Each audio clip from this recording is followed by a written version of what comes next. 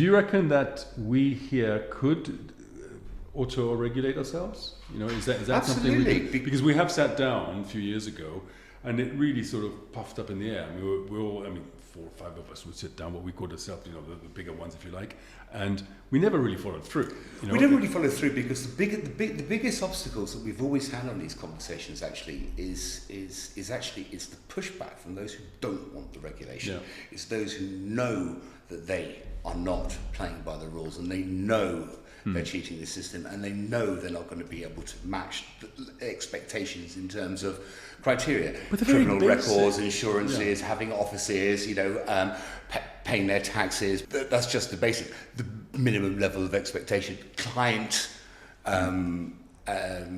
reviews or complaints, and or recognition from industry peers that they are known to be professional.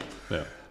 Because you and I both know that we know who are not the professional players in our industry. Yeah.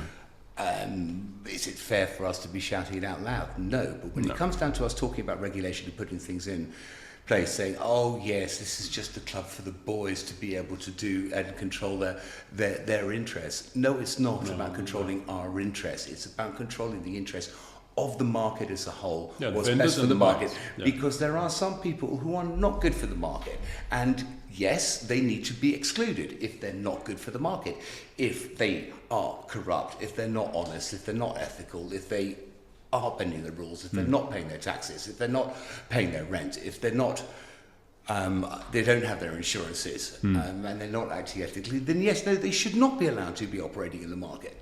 But if it's them that's giving the pushback because they want to continue operating because the regulation will stop them,